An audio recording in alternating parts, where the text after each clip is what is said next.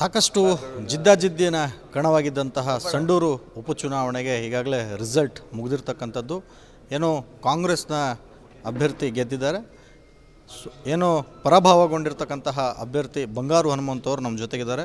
ಸುಮಾರು 83,000ಕ್ಕೂ ಅಧಿಕ ಮತಗಳನ್ನು ತೊಗೊಂಡಿದ್ದಾರೆ. ಏನು ಹೇಳ್ತಾರೆ ಈ ವಿಚಾರವಾಗಿ ಅಂತ ಸರ್, ಇದು ಬಿ ಜೆ ಪಿಯ ಇತಿಹಾಸ, ಇಷ್ಟಕ್ಕೊಂದು ಓಟುಗಳು ಬಂದಿರತಕ್ಕಂಥದ್ದು ಮತ್ತು ಸೋಲಿನ ವಿಚಾರವಾಗಿ ಏನು ಹೇಳ್ತೀರಿ ಸರ್? ಸಂಡೂರು ವಿಧಾನಸಭಾ ಕ್ಷೇತ್ರದ ಎಲ್ಲ ನನ್ನ ಭಾರತೀಯ ಜನತಾ ಪಕ್ಷ ಮುಖಂಡರುಗಳು ಮತ್ತು ಕಾರ್ಯಕರ್ತರಿಗೆ ಧನ್ಯವಾದ ಹೇಳೋಕ್ಕೆ ಇಷ್ಟಪಡ್ತಾ ಇದ್ದೀನಿ. ಯಾಕಂದರೆ ಅವರು ಹಗಲು ರಾತ್ರಿ ಶ್ರಮಪಟ್ಟು ಈ ಒಂದು ಕೆಲಸವನ್ನು ಮಾಡಿ ಸುಮಾರು 83,000ಕ್ಕೆ ಅಧಿಕ ಮತಗಳನ್ನು ಪಡೆದಕ್ಕೆ ಅವರೇ ಅವಕಾಶ ಮಾಡಿಕೊಟ್ಟಿರ್ತಕ್ಕಂಥದ್ದು. ಇವತ್ತು ನಾವು ಆ್ಯಕ್ಚುಲಿ ಸೋಲು ಅಂತ ಭಾವಿಸ್ಕೊಳ್ಳಲ್ಲ. ಯಾಕಂದರೆ ಸಂತೋಷ್ ಲಾಡ್ ಮತ್ತು ತುಕಾರಾಮ್ ವಿರುದ್ಧ ನಾವು ಚುನಾವಣೆ ಮಾಡಿಲ್ಲ, ಸ್ವತಃ ರಾಜ್ಯದ ಮುಖ್ಯಮಂತ್ರಿ ವಿರುದ್ಧ ನಾವು ಚುನಾವಣೆ ಮಾಡಿರೋದು. ಅವರು ಬಂದು ಸತತ 4 ದಿನ ಕೂತು 18ರಿಂದ 19 ಸಭೆಗಳನ್ನು ಮಾಡಿದರು. ಅನೇಕ ಸಚಿವರು ತಂದು ಅಕ್ರಮವಾಗಿ ಹಣವನ್ನು ಹಂಚಿ ಸಿಕ್ಕಾಪಟ್ಟೆ ಹಣದ ಒಳನೇ ಹರಿಸಿದರು. ಹಾಗಾಗಿ ಇವತ್ತು ಅವರ ಅಧರ್ಮ ಗೆದ್ದಿರ್ಬೋದು, ಧರ್ಮ ಇವತ್ತಿಲ್ಲ ನಾಳೆ ಗೆದ್ದೇ ಗೆಲ್ಲುತ್ತೆ.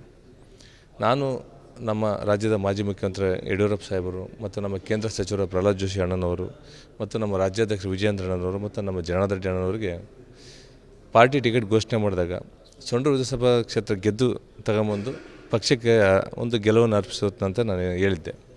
ಇವತ್ತು ನನ್ನ ಮಾತು ಪ್ರಕಾರ ನಾನು ಸೋತಿದ್ದೀನಿ, ಸೋಲನೆ ಹೊಣೆ ಹೊತ್ತು ನಾನೇ ಹೊಣೆ ಹೊತ್ತಿದ್ದೀನಿ. ಹಂಗಾಗಿ ಅವರಲ್ಲಿ ನಾನು ಕ್ಷಮೆಯನ್ನು ಕೇಳ್ತಾ ಮತ್ತು ನಮ್ಮ ಸಂಡೂರು ವಿಧಾನಸಭಾ ಕ್ಷೇತ್ರ ಎಲ್ಲ ಕಾರ್ಯಕರ್ತರನ್ನು ಧನ್ಯವಾದವನ್ನು ತಿಳಿಸೋಕ್ಕೆ ಇಷ್ಟಪಡ್ತದೆ. ಸಾಕಷ್ಟು ಜಿದ್ದಾಜಿದ್ದಿನ ಕಣವಾಗಿದ್ದಂತಹ ಸಂಡೂರು ಉಪಚುನಾವಣೆಗೆ ಈಗಾಗಲೇ ರಿಸಲ್ಟ್ ಮುಗಿದಿರ್ತಕ್ಕಂಥದ್ದು. ಏನೋ ಕಾಂಗ್ರೆಸ್ನ ಅಭ್ಯರ್ಥಿ ಗೆದ್ದಿದ್ದಾರೆ. ಏನೋ ಪರಾಭವಗೊಂಡಿರ್ತಕ್ಕಂತಹ ಅಭ್ಯರ್ಥಿ ಬಂಗಾರು ಹನುಮಂತವರು ನಮ್ಮ ಜೊತೆಗಿದ್ದಾರೆ. ಸುಮಾರು 83,000ಕ್ಕೂ ಅಧಿಕ ಮತಗಳನ್ನು ತೊಗೊಂಡಿದ್ದಾರೆ. ಏನು ಹೇಳ್ತಾರೆ ಈ ವಿಚಾರವಾಗಿ ಅಂತ ಸರ್, ಇದು ಬಿ ಜೆ ಪಿಯ ಇತಿಹಾಸ, ಇಷ್ಟಕ್ಕೊಂದು ಓಟುಗಳು ಬಂದಿರತಕ್ಕಂಥದ್ದು ಮತ್ತು ಸೋಲಿನ ವಿಚಾರವಾಗಿ ಏನು ಹೇಳ್ತೀರಿ ಸರ್? ಸಂಡೂರು ವಿಧಾನಸಭಾ ಕ್ಷೇತ್ರದ ಎಲ್ಲ ನನ್ನ ಭಾರತೀಯ ಜನತಾ ಪಕ್ಷ ಮುಖಂಡರುಗಳು ಮತ್ತು ಕಾರ್ಯಕರ್ತರಿಗೆ ಧನ್ಯವಾದ ಹೇಳೋಕ್ಕೆ ಇಷ್ಟಪಡ್ತಾ ಇದ್ದೀನಿ. ಯಾಕಂದರೆ ಅವರು ಹಗಲು ರಾತ್ರಿ ಶ್ರಮಪಟ್ಟು ಈ ಒಂದು ಕೆಲಸವನ್ನು ಮಾಡಿ ಸುಮಾರು 83,000ಕ್ಕೆ ಅಧಿಕ ಮತಗಳನ್ನು ಪಡೆದಕ್ಕೆ ಅವರೇ ಅವಕಾಶ ಮಾಡಿಕೊಟ್ಟಿರ್ತಕ್ಕಂಥದ್ದು. ಇವತ್ತು ನಾವು ಆ್ಯಕ್ಚುಲಿ ಸೋಲು ಅಂತ ಭಾವಿಸ್ಕೊಳ್ಳಲ್ಲ. ಯಾಕಂದರೆ ಸಂತೋಷ್ ಲಾಡ್ ಮತ್ತು ತುಕಾರಾಮ್ ವಿರುದ್ಧ ನಾವು ಚುನಾವಣೆ ಮಾಡಿಲ್ಲ, ಸ್ವತಃ ರಾಜ್ಯದ ಮುಖ್ಯಮಂತ್ರಿ ವಿರುದ್ಧ ನಾವು ಚುನಾವಣೆ ಮಾಡಿರೋದು. ಅವರು ಬಂದು ಸತತ 4 ದಿನ ಕೂತು 18ರಿಂದ 19 ಸಭೆಗಳನ್ನು ಮಾಡಿದರು. ಅನೇಕ ಸಚಿವರು ತಂದು ಅಕ್ರಮವಾಗಿ ಹಣವನ್ನು ಹಂಚಿ ಸಿಕ್ಕಾಪಟ್ಟೆ ಹಣದ ಒಳನೇ ಹರಿಸಿದರು. ಹಾಗಾಗಿ ಇವತ್ತು ಅವರ ಅಧರ್ಮ ಗೆದ್ದಿರ್ಬೋದು, ಧರ್ಮ ಇವತ್ತಿಲ್ಲ ನಾಳೆ ಗೆದ್ದೇ ಗೆಲ್ಲುತ್ತೆ. ನಾನು ನಮ್ಮ ರಾಜ್ಯದ ಮಾಜಿ ಮುಖ್ಯಮಂತ್ರಿ ಯಡಿಯೂರಪ್ಪ ಸಾಹೇಬರು ಮತ್ತು ನಮ್ಮ ಕೇಂದ್ರ ಸಚಿವರು ಪ್ರಹ್ಲಾದ್ ಜೋಶಿ ಅಣ್ಣನವರು ಮತ್ತು ನಮ್ಮ ರಾಜ್ಯಾಧ್ಯಕ್ಷರು ವಿಜಯೇಂದ್ರ ಅಣ್ಣನವರು ಮತ್ತು ನಮ್ಮ ಜನಾರ್ದನ್ ರೆಡ್ಡಿ ಅಣ್ಣನವರಿಗೆ ಪಾರ್ಟಿ ಟಿಕೆಟ್ ಘೋಷಣೆ ಮಾಡಿದಾಗ ಸಂಡೂರು ವಿಧಾನಸಭಾ ಕ್ಷೇತ್ರ ಗೆದ್ದು ತಗೊಂಬಂದು ಪಕ್ಷಕ್ಕೆ ಒಂದು ಗೆಲುವನ್ನು ಅರ್ಪಿಸುತ್ತಂತ ನಾನು ಹೇಳಿದ್ದೆ. ಇವತ್ತು ನನ್ನ ಮಾತು ಪ್ರಕಾರ ನಾನು ಸೋತಿದ್ದೀನಿ, ಸೋಲನೆ ಹೊಣೆ ಹೊತ್ತು ನಾನೇ ಹೊಣೆ ಹೊತ್ತಿದ್ದೀನಿ. ಹಂಗಾಗಿ ಅವರಲ್ಲಿ ನಾನು ಕ್ಷಮೆಯನ್ನು ಕೇಳ್ತಾ ಮತ್ತು ನಮ್ಮ ಸಂಡೂರು ವಿಧಾನಸಭಾ ಕ್ಷೇತ್ರ ಎಲ್ಲ ಕಾರ್ಯಕರ್ತರನ್ನು ಧನ್ಯವಾದವನ್ನು ತಿಳಿಸೋಕ್ಕೆ ಇಷ್ಟಪಡ್ತದೆ. ಸಾಕಷ್ಟು ಜಿದ್ದಾಜಿದ್ದಿನ ಕಣವಾಗಿದ್ದಂತಹ ಸಂಡೂರು ಉಪಚುನಾವಣೆಗೆ ಈಗಾಗಲೇ ರಿಸಲ್ಟ್ ಮುಗಿದಿರ್ತಕ್ಕಂಥದ್ದು. ಏನೋ ಕಾಂಗ್ರೆಸ್ನ ಅಭ್ಯರ್ಥಿ ಗೆದ್ದಿದ್ದಾರೆ.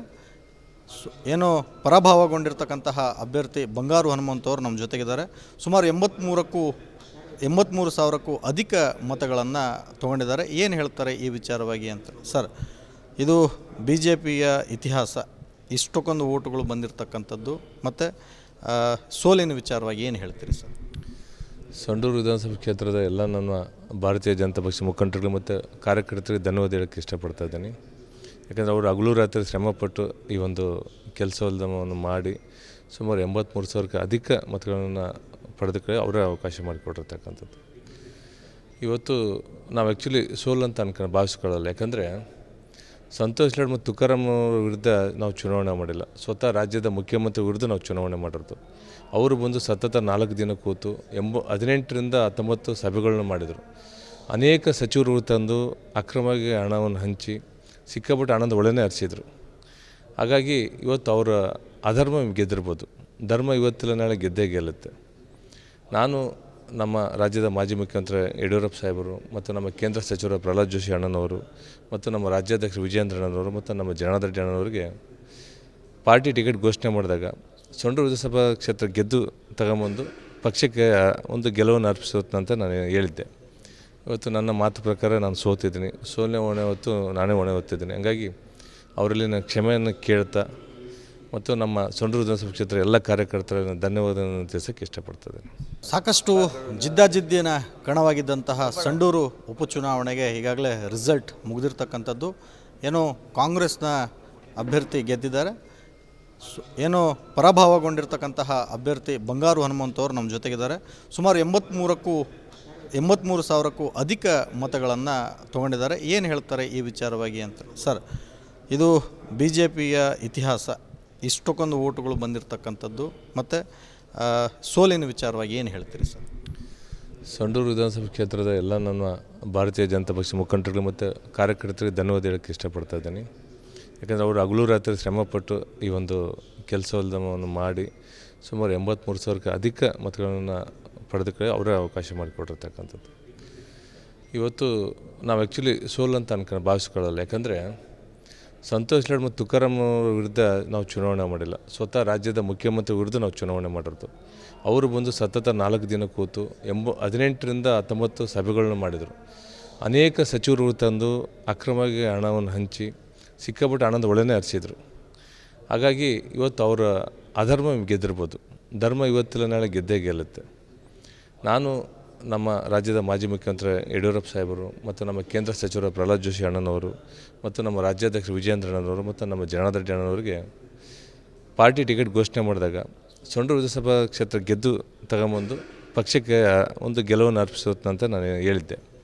ಇವತ್ತು ನನ್ನ ಮಾತು ಪ್ರಕಾರ ನಾನು ಸೋತಿದ್ದೀನಿ. ಸೋಲನೆ ಹೊಣೆ ಹೊತ್ತು ನಾನೇ ಹೊಣೆ ಹೊತ್ತಿದ್ದೀನಿ. ಹಂಗಾಗಿ ಅವರಲ್ಲಿ ನಾನು ಕ್ಷಮೆಯನ್ನು ಕೇಳ್ತಾ ಮತ್ತು ನಮ್ಮ ಸಂಡೂರು ವಿಧಾನಸಭಾ ಕ್ಷೇತ್ರ ಎಲ್ಲ ಕಾರ್ಯಕರ್ತರನ್ನು ಧನ್ಯವಾದವನ್ನು ತಿಳಿಸೋಕ್ಕೆ ಇಷ್ಟಪಡ್ತಿದ್ದೇನೆ.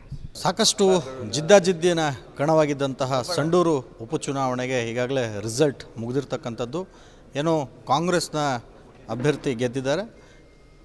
ಏನೋ ಪರಾಭವಗೊಂಡಿರ್ತಕ್ಕಂತಹ ಅಭ್ಯರ್ಥಿ ಬಂಗಾರು ಹನುಮಂತವರು ನಮ್ಮ ಜೊತೆಗಿದ್ದಾರೆ.